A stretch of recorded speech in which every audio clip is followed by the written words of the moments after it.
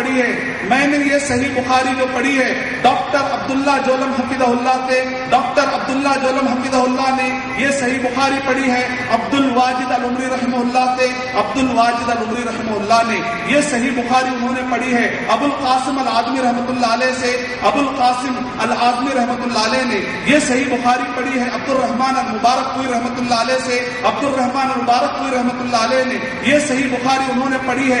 شاہ نذیر حسین محدث دہلوی رحمۃ اللہ علیہ تھے، شاہ نذیر حسین محدث دہلوی رحمۃ اللہ علیہ نے یہ صحیح بخاری پڑھی ہے. شاہ محمد اسحاق محدث دہلوی رحمۃ اللہ علیہ تھے، شاہ محمد اسحاق محدث دہلوی رحمۃ اللہ علیہ نے یہ صحیح بخاری پڑھی ہے. شاہ عبد العزیز محدث دہلوی رحمۃ اللہ علیہ تھے، شاہ عبد العزیز محدث دہلوی رحمۃ اللہ علیہ نے یہ صحیح بخاری پڑھی ہے. علامہ شاہ ولی اللہ محدث دہلوی رحمۃ اللہ علیہ سے، علامہ شاہ ولی اللہ محدث دہلوی رحمۃ اللہ علیہ نے یہ صحیح بخاری پڑھی ہے. ابو طاہر القرظی المدنی رحمۃ اللہ علیہ سے، ابو طاہر القرظی المدنی رحمۃ اللہ علیہ نے یہ صحیح بخاری پڑھی ہے. ابراہیم القرظی المدنی رحمۃ اللہ علیہ سے، ابراہیم القرظی المدنی رحمۃ اللہ علیہ نے یہ صحیح بخاری پڑھی ہے. احمد الخشاشی رحمۃ اللہ علیہ سے، احمد الخشاشی رحمۃ اللہ علیہ نے صحیح بخاری پڑھی ہے. احمد الشناوی رحمۃ اللہ علیہ سے، احمد الشناوی رحمۃ اللہ علیہ نے صحیح بخاری پڑھی. امام رملی رحمۃ اللہ علیہ سے، امام رملی رحمۃ اللہ علیہ نے صحیح بخاری پڑھی. امام زکریا رحمۃ اللہ علیہ سے، امام زکریا رحمۃ اللہ علیہ نے صحیح بخاری پڑھی. حافظ ابن حجر الاسقلانی رحمۃ اللہ علیہ سے، حافظ ابن حجر الاسقلانی رحمۃ اللہ علیہ نے یہ صحیح بخاری پڑھی. ابو اسحاق التنوخی رحمۃ اللہ علیہ سے، ابو اسحاق التنوخی رحمۃ اللہ علیہ نے یہ صحیح بخاری پڑھی ہے. ابو العباس الصالح رحمۃ اللہ علیہ سے، ابو العباس صالح رحمۃ اللہ علیہ نے یہ صحیح بخاری پڑھی. امام زبیدی رحمۃ اللہ علیہ سے، امام زبیدی رحمۃ اللہ علیہ نے صحیح بخاری پڑھی. امام سجزی رحمۃ اللہ علیہ سے، امام سجزی رحمۃ اللہ علیہ نے صحیح بخاری پڑھی. امام داؤدی رحمۃ اللہ علیہ سے، امام داؤدی رحمۃ اللہ علیہ نے صحیح بخاری پڑھی. امام سرخسی رحمۃ اللہ علیہ سے، امام سرخسی رحمۃ اللہ علیہ نے یہ صحیح بخاری پڑھی ہے. امام تربری رحمۃ اللہ علیہ سے، امام تربری رحمۃ اللہ علیہ نے کہتے ہیں کہ میں نے صحیح بخاری پڑھی. امام بخاری رحمۃ اللہ علیہ. کیا سمجھتے ہیں ہم اپنے علماء کرام کو؟ کیا ہم قدر کرتے ہیں اپنے علماء کرام کی؟ امام بخاری رحمۃ اللہ علیہ کو 3 یا 4 راویات کرنا مشکل ہے. امام بخاری رحمۃ اللہ علیہ کہتے ہیں کہ میں نے حدیث شریف حاصل کی. امام حمیدی رحمۃ اللہ علیہ سے، امام حمیدی رحمۃ اللہ علیہ کہتے ہیں کہ میں نے حدیث شریف حاصل کی. سفیان رحمۃ اللہ علیہ سے، سفیان رحمۃ اللہ علیہ کہتے ہیں کہ میں نے حدیث شریف حاصل کی. یحییٰ بن سعید الانصاری رحمۃ اللہ علیہ سے، یحییٰ بن سعید الانصاری رحمۃ اللہ علیہ کہتے ہیں کہ میں نے یہ حدیث شریف حاصل کی. محمد بن ابراہیم التیمی رحمۃ اللہ علیہ سے، محمد بن ابراہیم التیمی رحمۃ اللہ علیہ کہتے ہیں کہ میں نے حدیث شریف حاصل کی. علقمہ رحمۃ اللہ علیہ سے، علقمہ رحمۃ اللہ علیہ کہتے ہیں کہ میں نے حدیث شریف حاصل کی ہے. عمر بن الخطاب رضی اللہ تعالیٰ عنہ سے، عمر بن الخطاب رضی اللہ تعالیٰ عنہ کہتے ہیں ممبر پر نبی اکرم صلی اللہ علیہ وسلم موجود تھے. نبی اکرم صلی اللہ علیہ وسلم کہہ رہے تھے انما الاعمال بالنیات، عمل کا دار مدار نیت پر. صحیح بخاری کی شروعات. بات یہیں پر ختم نہیں ہوئی.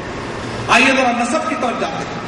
محمد صلی اللہ علیہ وسلم جو کہ بیٹے ہیں عبداللہ کے، عبداللہ جو کہ بیٹے ہیں عبد المطلب کے، عبد المطلب جو کہ بیٹے ہیں ہاشم کے، ہاشم وہ بیٹے ہیں عبد مناف کے، عبد مناف وہ بیٹے ہیں قصی کے، قصی وہ بیٹے ہیں کلاب کے، کلاب وہ بیٹے ہیں مرہ کے، مرہ وہ بیٹے ہیں کعب کے، کعب وہ بیٹے ہیں لوئی کے، لوئی وہ بیٹے ہیں غالب کے، غالب وہ بیٹے ہیں فہر کے، فہر وہ بیٹے ہیں مالک کے، مالک وہ بیٹے ہیں نذر کے، نذر وہ بیٹے ہیں کنانہ کے، کنانہ وہ بیٹے ہیں خزیمہ کے، خزیمہ وہ بیٹے ہیں مدرکہ کے، مدرکہ وہ بیٹے ہیں الیاس کے، الیاس وہ بیٹے ہیں مدر کے، مدر وہ بیٹے ہیں نزار کے، نزار وہ بیٹے ہیں معد کے، معد وہ بیٹے ہیں عدنان کے. اور یہ سلسلہ نسب جاتا ہے اسماعیل علیہ السلام کی طرف. اسماعیل علیہ السلام بیٹے ہیں ابراہیم علیہ السلام کے، ابراہیم علیہ السلام بیٹے ہیں آدم کے. اور یہ سلسلہ جاتا ہے نوح علیہ السلام، اور نوح علیہ السلام کے 10 قرن کے بعد یہ سلسلہ جاتا ہے آدم علیہ السلام.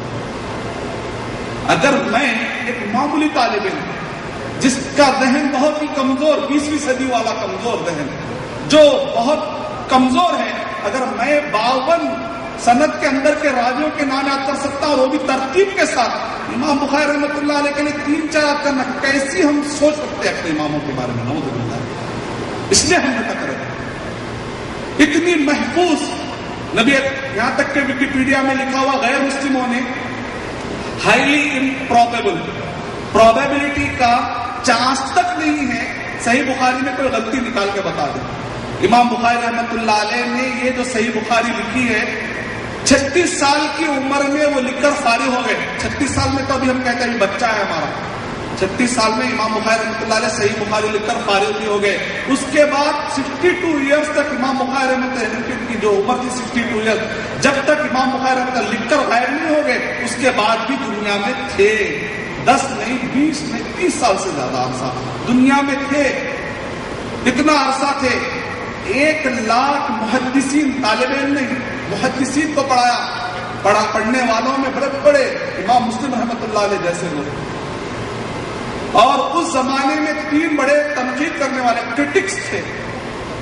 امام احمد بن حنبل رحمۃ اللہ علیہ اس صحیح بخاری کے بعد 11 سال زندہ تھے. یحییٰ بن معین رحمۃ اللہ علیہ صحیح بخاری لکھنے کے بعد 4 سال زندہ تھے.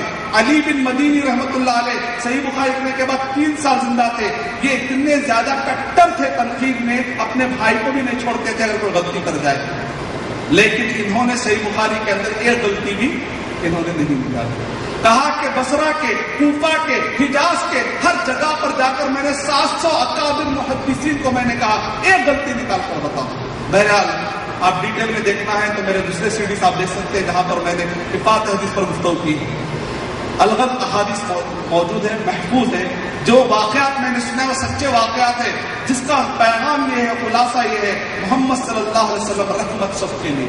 ایک اور جھلک بتا کر باتیں اس میں اور کہی جا سکتی ہے. محمد صلی اللہ علیہ وسلم رحمت سب کے لیے نبی اکرم صلی اللہ علیہ وسلم نے جب 7 ہجری محرم کے اندر حدیبیہ کے بعد نبی اکرم صلی اللہ علیہ وسلم نے قبیلوں کی ڈینسٹی اتنی زیادہ تھی کہ نبی اکرم صلی اللہ علیہ وسلم پوری دنیا میں جا نہ سکے، کیونکہ جو عرب کے قبیلے تھے ان کے اندر ڈینسٹی بہت، لڑائی جھگڑے بہت زیادہ تھے. تو نبی اکرم صلی اللہ علیہ وسلم کو سمجھانے میں آپ کی عمر نکل گئی، آپ دور جا نہیں سکے. لیکن نبی اکرم صلی اللہ علیہ وسلم ہماری طرح سے بہانہ بنانے والے نہیں تھے.